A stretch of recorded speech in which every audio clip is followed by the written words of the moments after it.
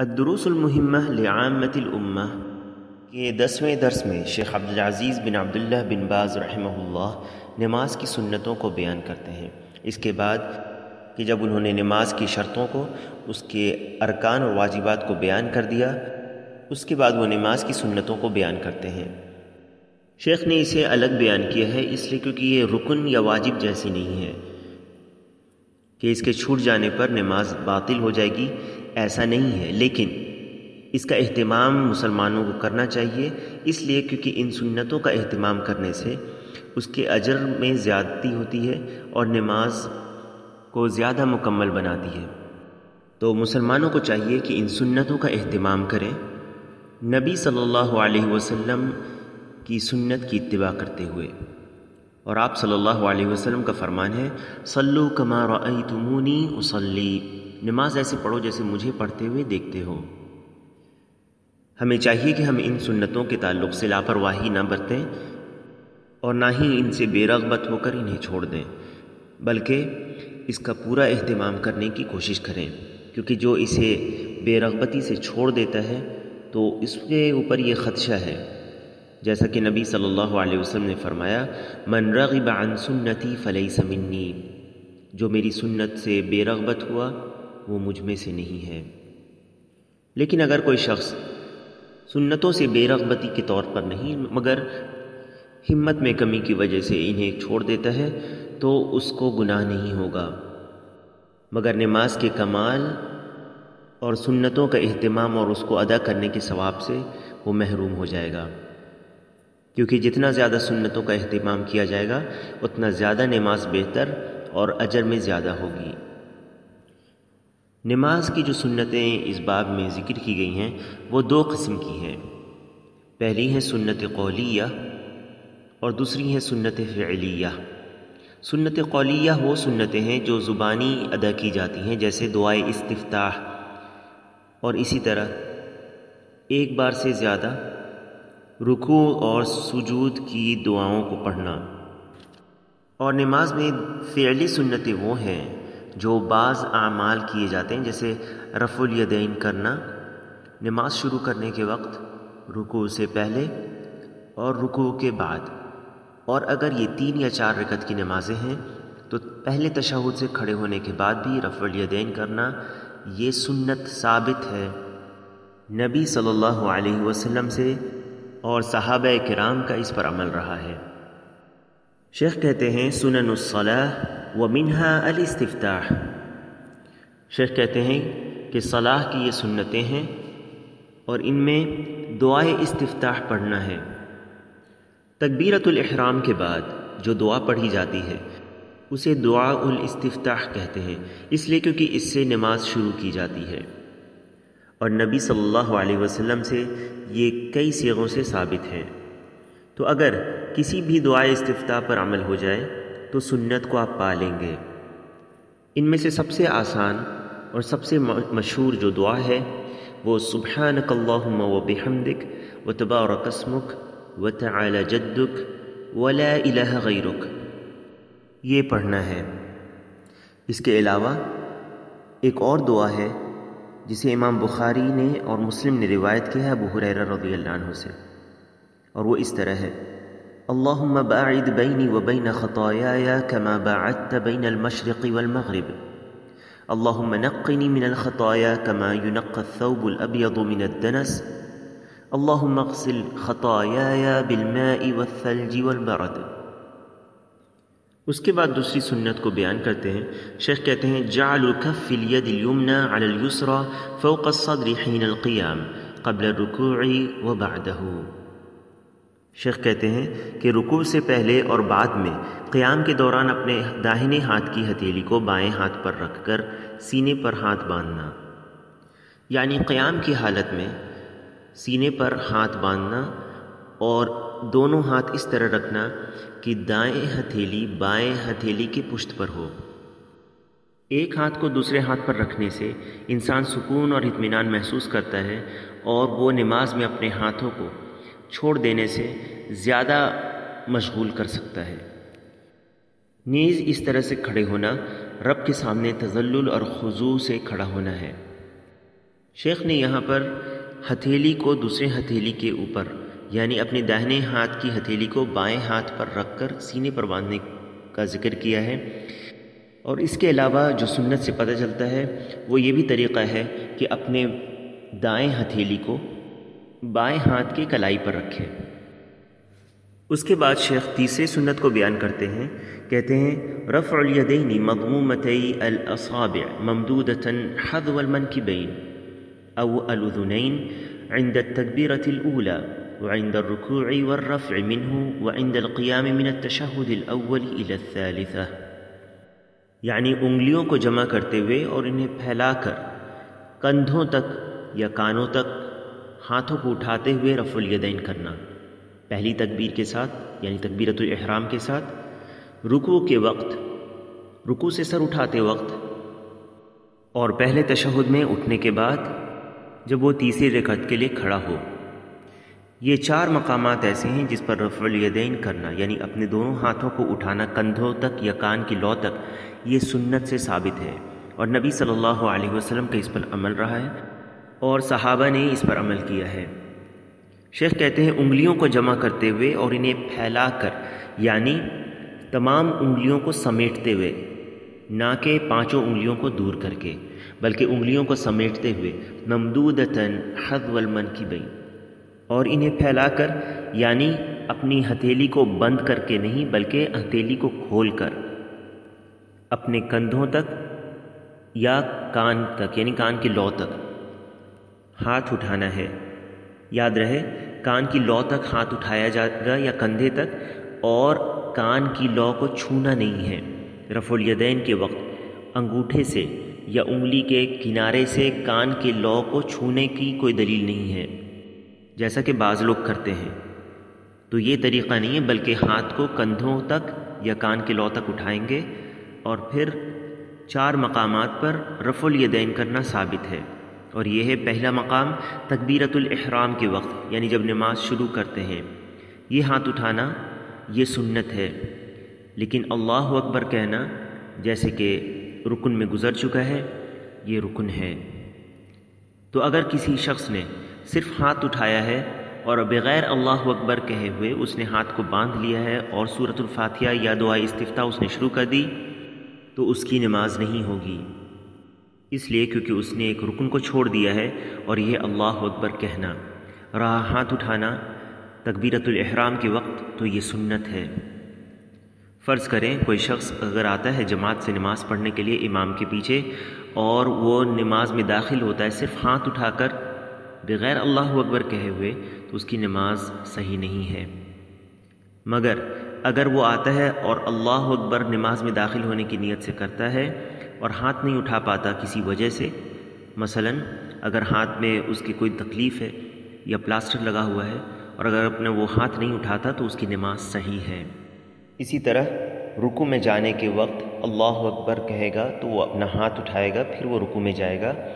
اور رکوع سے اٹھنے کے بعد بھی سمع اللہ لمن حمیدہ کہتے ہوئے وہ اپنے ہاتھوں کو کندھوں تک یا کان کے لو تک اٹھائے گا۔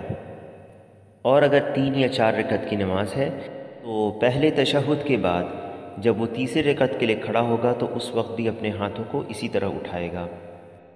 وہ اپنے ہاتھوں کو اس طرح اٹھائے گا کہ ہتھیلیوں کا رخ قبلہ کی طرف ہو، نہ کہ اس کے چہرے کی طرف، جیسا کہ بعض لوگ کرتے ہیں۔ اور اس کی دلیل عبداللہ ابن عمر رضی اللہ عنہ سے روایت ہے، جسے امام بخاری رحمہ اللہ نے اپنی صحیح میں ذکر کیا ہے، كان اذا دخل في الصلاة كبر ورفع يديه واذا ركع رفع يديه واذا قال سمع الله لمن حمده رفع يديه واذا قام من الركعتين رفع يديه ورفع ذلك ابن عمر الى النبي صلی اللہ علیہ وسلم، یعنی ابن عمر رضی اللہ عنہما جب نماز میں داخل ہوتے تو تکبیر کہتے اور اپنے ہاتھوں کو اٹھاتے، پھر جب وہ رکوع کرتے تو اپنے ہاتھوں کو اٹھاتے، پھر جب وہ کہتے سمع اللہ لمن حمدہ تو اپنے ہاتھوں کو اٹھاتے، اور جب 2 رکعتوں کے بعد وہ کھڑے ہوتے تو اپنے ہاتھوں کو اٹھاتے، اور اس بات کو نبی صلی اللہ علیہ وسلم کی طرف ابن عمر نے منسوب کیا ہے۔ نماز کی سنتوں میں سے یہ بھی ہے، جیسا شیخ کہتے ہیں، اس کے بعد ما زاد عن واحدۃ فی تسبیح الرکوع والسجود، یعنی رکوع اور سجدے کی تسبیح جو ایک سے زائد ہو، یعنی رکوع میں سبحان ربی العظیم کم سے کم ایک بار کہنا، یہ نماز کے واجبات میں سے ہے، اور اسی طرح سجدوں میں کم سے کم ایک بار سبحان ربی الاعلی کہنا، یہ نماز کے واجبات میں سے ہے۔ اگر کسی نے انہیں جان بوجھ کر چھوڑ دیا تو اس کی نماز باطل ہو جائے گی۔ تو کم سے کم وہ ایک بار سبحان ربی العظیم رکوع میں اور ایک بار کم سے کم سبحان ربی الاعلی سجدوں میں کہے گا، لیکن اس سے زیادہ یعنی کوئی 2 بار یا 3 بار کہتا ہے یا اس سے زیادہ کہتا ہے تو یہ سنت ہے۔ اس کے بعد شیخ کہتے ہیں ما زاد علی قول ربنا ولک الحمد بعد القیام من الرکوع، یعنی رکوع سے کھڑے ہونے کے بعد ربنا ولک الحمد سے جو زائد ہو، اور اسی طرح کہتے ہیں ما زاد عن واحدۃ فی الدعاء بالمغفرۃ بین السجدتین، اور 2 سجدوں کے درمیان مغفرت کی دعا کو ایک بار پڑھنے سے زائد جو پڑھی جائے، یعنی رکوع کرنے کے بعد جب وہ کھڑا ہوگا تو ربنا ولک الحمد کہنا، یہ نماز کے واجبات میں سے ہے جس کے بغیر نماز صحیح نہیں ہوگی اگر کسی نے جان بوجھ کر اسے چھوڑ دیا۔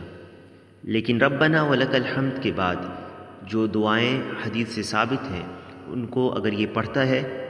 تو پھر یہ سنت ہے، جیسے حمدن کثیرا طیبا مبارکا فیہ کما یحب ربنا ویرضا، یا یہ پڑھے ربنا ولک الحمد کے بعد ملء السماوات وملء الارض وما بینہما وملء ما شئت من شیء بعد اہل الثناء والمجد، یا یہ کہنا ربنا ولک الحمد کے بعد اللہم طہرنی بالثلج والبرد والماء البارد اللہم طہرنی من الذنوب والخطایا کما ينقى الثوب الابیض من الوسخ۔ یہ جو زائد ہیں ربنا ولک الحمد کہنے کے علاوہ یہ پڑھنا سنت ہے، اگر کسی نے اسے چھوڑ دیا تو اس کی نماز صحیح ہے۔ اسی طرح 2 سجدوں کے درمیان رب اغفر لی کم سے کم ایک بار پڑھنا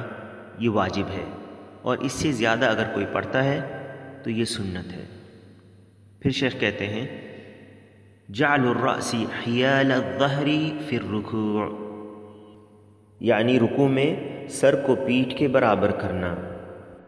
یعنی رکوع میں اپنے سر کو اس طرح جھکائے کہ سر اور پیٹھ برابر ہو جائے،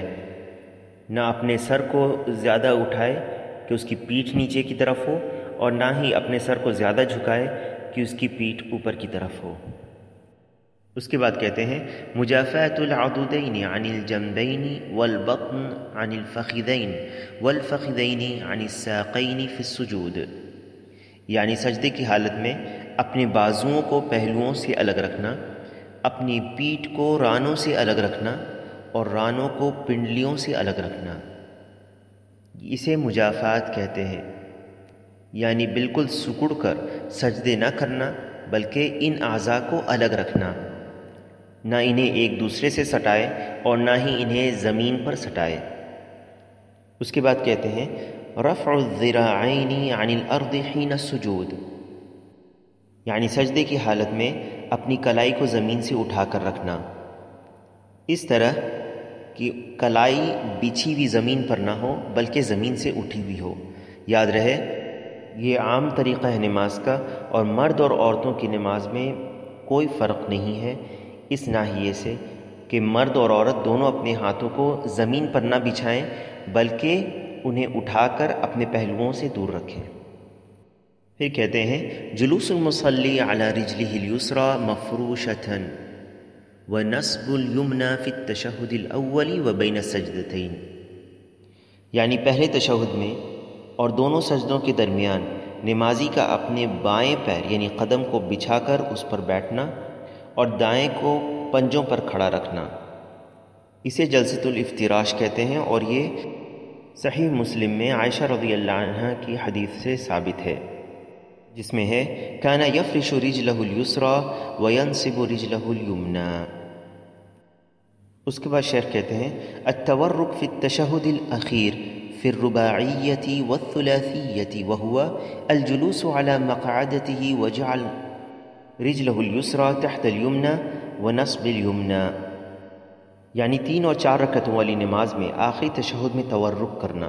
یہ اس طرح کرتے ہیں کہ اپنے بائیں کولہے کے بل بیٹھ کر اپنے بائیں ٹانگ کو داہنی ٹانگ کے نیچے سے نکالیں اور اپنی داہنی ٹانگ کو یعنی اپنی داہنی پاؤں کو